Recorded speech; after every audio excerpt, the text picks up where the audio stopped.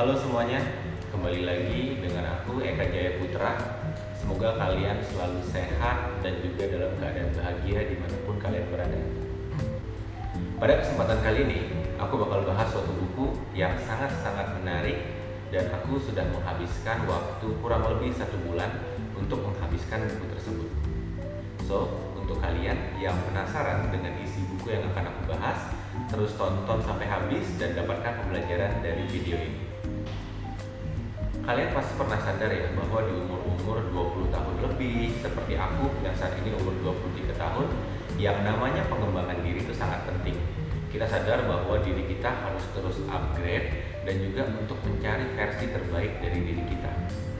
Tapi banyak sekali informasi-informasi dan juga buku-buku self development yang cenderung monoton dan juga kadang sulit untuk dipahami. Nah, di sini aku bakal ceritain buku yang sangat menarik yang pasti sudah banyak tahu penulisnya siapa. Kalian tahu Filosofi Teras atau The Girls Alpha Guide? Nah, itu adalah buku-buku yang dikarang oleh Henry Manampiring. Dan salah satu buku yang akan aku bahas adalah buku berjudul Belajar Marketing, Belajar Hidup. Nah, untuk kalian mungkin kebingungan ya, kayak kenapa sih harus belajar marketing dan belajar hidup secara bersamaan? Nah, sedikit cerita dulu tentang dari Henry Manampiring. Henry Manampiring adalah seorang profesional di bidang marketing yang mana ia menghabiskan kurang lebih dari 20 tahun, seingat saya 20 tahun di dunia marketing. Walaupun ia menyukai bidang self development, tapi ia ingin mencoba untuk menggabungkan antara marketing dan juga self development itu dalam kehidupan sehari-hari.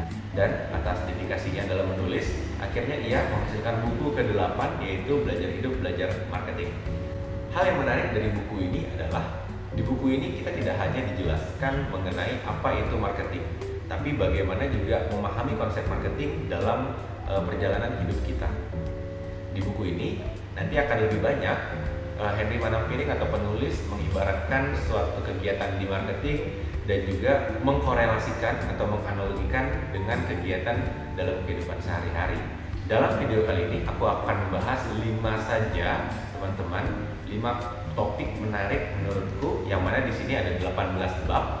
Jadi aku akan ambil 5 topik terbaik menurutku yang akan aku share kepada teman-teman semua. Topik yang pertama adalah membahas mengenai perbedaan marketing dan juga sales. Mungkin belum banyak orang yang tahu ternyata marketing and sales itu berbeda, teman-teman. Marketing kalau dianalogikan oleh Henry Manampiring diibaratkan saat kita proses untuk menembak seseorang atau menembak calon pasangan. Marketing adalah proses di mana kita berkenalan, bercerita, nongkrong, kemudian menghabiskan waktu bersama untuk lebih mengenal. Sedangkan sales adalah proses di mana kita melakukan lamaran, teman-teman. Saat kita nembak, saat kita bersujud dan juga menunjukkan cincin untuk melamar pasangan kita. Di sini Henry Manampiring atau biasa disebut juga Om Piring menjelaskan bahwa ternyata marketing and sales itu tidak bisa dipisahkan. Jika ingin tercapai sales atau penjualan yang bagus, maka otomatis kita memerlukan marketing juga, teman-teman. Nah, disitulah yang ingin ditekankan dalam buku ini bahwa marketing itu penting. Karena dalam suatu brand tidak mungkin ujuk-ujuk atau tiba-tiba langsung berjualan saja tanpa proses marketing. Ibaratkan kita yang tiba-tiba ketemu sama orang-orang atau cewek-cewek di luar sana, tiba-tiba mau nggak jadi pacar aku, mau nggak jadi pacar aku, atau mau nggak jadi istri aku, gitu, tanpa ada proses perkenalan terlebih dahulu. Dan itulah yang namanya marketing. Dari topik yang pertama terkait perbedaan marketing dan juga sales, kita lanjut ke topik yang selanjutnya, yaitu STP. Dalam marketing, STP disebut juga segmentation, targeting, dan juga positioning. Nah, segmenting atau segmentation ini adalah dalam marketing kita perlu menentukan atau perlu membagi segmen-segmen yang akan menjadi target dari bisnis kita. Dan segmen ini akan membedakan atau akan menunjukkan siapa sih yang akan kita sasar. Sedangkan kalau targeting adalah proses di mana kita fokus untuk menemukan atau mencari siapa yang akan kita sasar produknya dan juga bagaimana cara kita untuk sampai ke target kita. Dan terakhir, positioning adalah cara bagaimana kita memposisikan diri di banyaknya brand atau di lingkungan pasar atau persaingan. Nah, jadi di buku Belajar Marketing Belajar Hidup, Om Piring atau Henry Manampiring mencoba menjelaskan bahwa dalam hidup kita juga perlu untuk mensegmentasi siapa saja orang-orang yang akan kita layani, seperti itu. Kalau dalam perusahaan, merek itu menjual jasa atau produk, kita sebagai manusia atau sebagai merek atau sebagai brand, itu kita mencoba menjual jasa kita, menjual jasa, pertolongan, waktu, perhatian. Nah, di sini Om Henry Manampiring menjelaskan bahwa ternyata dalam dunia marketing itu tidak hanya kita bisa mempelajari tentang fokus penjualan, tapi juga kita perlu mencari segmen yang tepat. Dengan segmen yang tepat, kita tidak perlu membuang-buang waktu, tenaga, dan juga biaya untuk dihabiskan ke dalam satu segmen yang acak gitu. Begitu pula dalam hidup, kita perlu menemukan nih kira-kira segmen apa yang harus kita layani. Contohnya segmen keluarga, atau misalnya segmen rekan kerja, kemudian segmen misalnya lingkungan kuliah, segmen lingkungan sekitar. Nah, itu contoh segmen yang bisa kita layani istilahnya ya. Lalu yang kedua adalah targeting.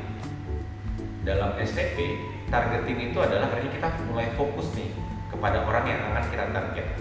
Dalam marketing pasti kita fokus. Contoh, kalau misalnya sekolah, itu kita fokus tentang kepada anak-anak atau kepada anak-anak yang punya minat bakat tertentu, atau misalnya anak-anak yang fokus ke agama, fokus ke bahasa Inggris, itu udah menjurus ke targeting.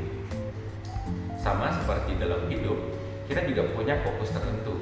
Contohnya, targetnya adalah istri, suami, mungkin orang tua, adik, yang mana setiap target pasti memiliki pendekatan yang berbeda-beda, cara untuk approach yang berbeda-beda. Dan yang terakhir dari STP adalah positioning. Positioning ini seperti kayak bagaimana sih cara kita menempatkan diri dalam banyaknya orang-orang.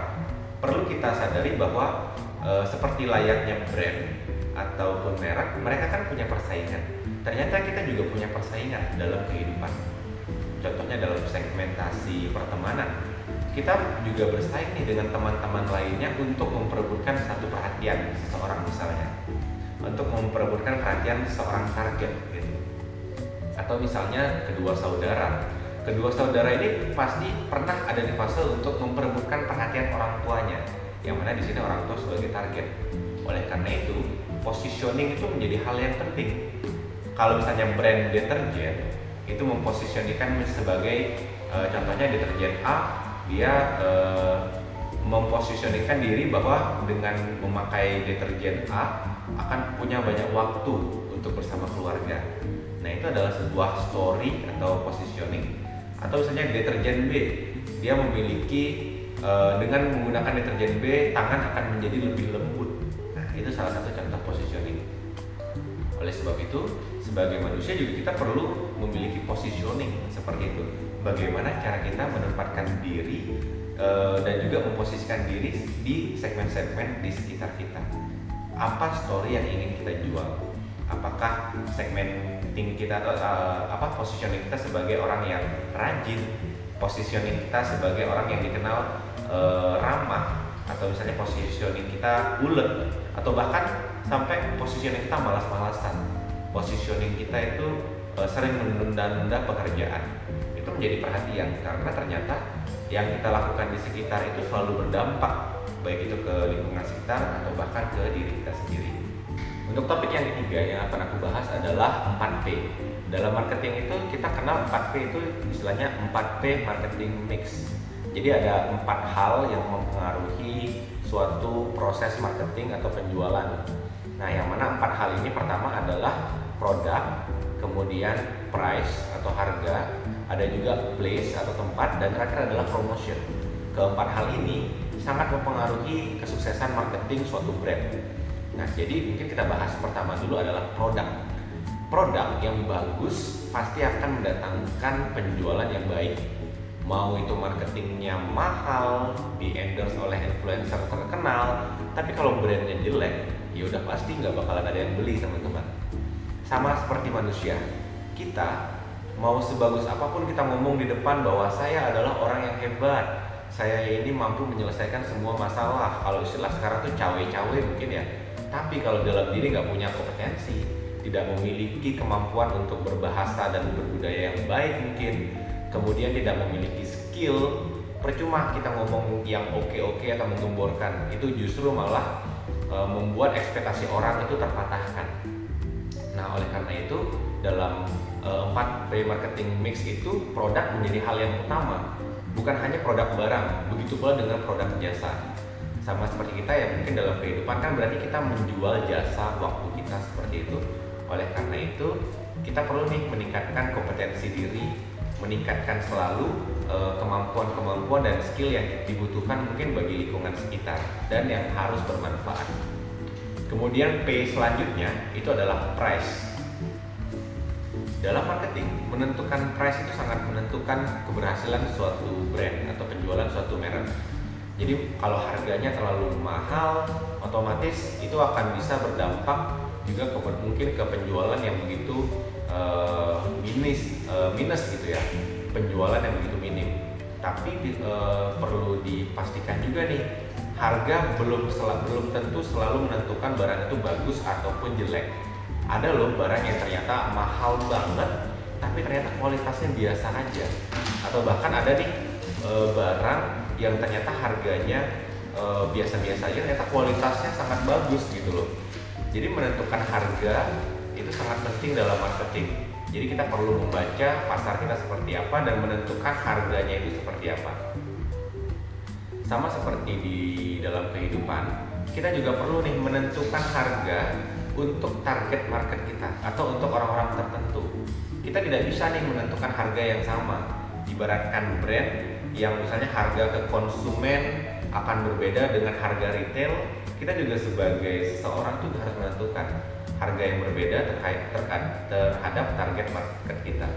Sebagai aku mungkin sebagai anak, pasti aku akan memberikan hargaku kepada orang tua itu tidak akan semahal dibandingkan kalau aku bandingkan ke teman-teman yang lain.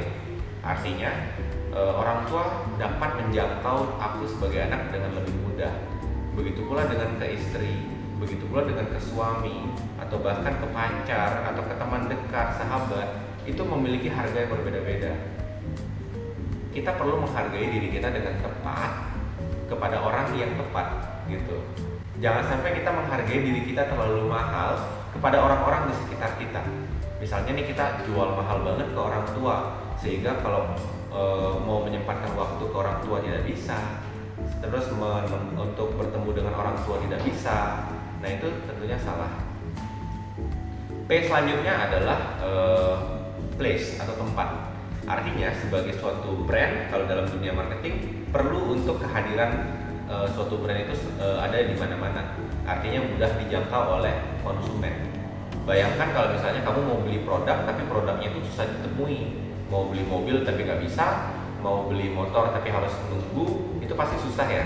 Nah begitu pula dengan kehidupan. Pastikan dirimu tuh mudah untuk ditemukan, baik itu secara offline atau bahkan secara online. Secara online pastinya teman-teman yang mungkin introvert, begitu juga dengan aku, kayak males upload foto, males upload Instastory. Nah tapi setelah belajar dari bukunya Henry Manampiring, kayak aku jadi belajar gitu bahwa ternyata kehadiran itu sangat penting. Dengan adanya kehadiran itu membantu mengingatkan customer kita bahwa kita itu ada. Semakin sering kita lakukan, maka orang akan semakin aware bahwa kita itu ada, apa saja kegiatan kita, apa value yang kita miliki. Itulah fungsi dan manfaatnya dari place. Lalu yang keempat, P yang keempat adalah promotion. Kalau membahas tentang promotion, pasti ada banyak sekali teknik-teknik promosi yang bisa digunakan. Dan itu pula yang harus kita lakukan teman-teman. Kita harus terus mempromosikan diri kita. Walaupun mungkin kayak introvert gitu, tapi tetap perlu untuk mempromosikan diri kita, menyampaikan kelebihan diri kita, karena yang namanya peluang itu tidak ditunggu ya gitu. Walaupun memang tunggu aja, yang namanya rezeki pasti datang, tapi kita tetap harus menjemput bola untuk menciptakan peluang itu lebih banyak lagi. Lalu poin yang keempat yang akan aku bahas itu berkaitan dengan transaksional dan juga relationship. Pernah nggak sih teman-teman yang mungkin sudah bekerja atau terutama di bidang jasa saat melayani customer tuh kayak setengah hati gitu. Contohnya kayak misalnya warteg gitu ya. Kelihatannya dekil, mungkin orangnya yang datang customernya, atau misalnya kayak mukanya itu sering ngutang gitu kan. Nah, mukanya aura ngutangnya kuat gitu ya. Kayak kita jadi kayak males melayani setengah-setengah, ngomongnya kayak cetus, jutek. Kira-kira customer kayak gitu tuh kalau mendapat perlakuan seperti itu akan balik lagi nggak sih? Hampir dipastikan enggak ya. Nah, terus apa sih yang bakalan dan harus dilakukan? Sebenarnya dengan melakukan hal kayak jutek tadi atau kayak bodoh amat, itu mampu membuat kita kerugian di masa depan. Jadi kayak di masa depan itu ternyata kita nggak bakalan tahu dia yang bakal jadi pelanggan tetap kita. Kita nggak bakal tahu apakah dia yang bisa membantu kondisi perusahaan atau kondisi diri kita saat kita kesulitan gitu. Jadi sebenarnya kita harus be nice to everyone. Jadi kayak selalu berbuat baik kepada semua orang.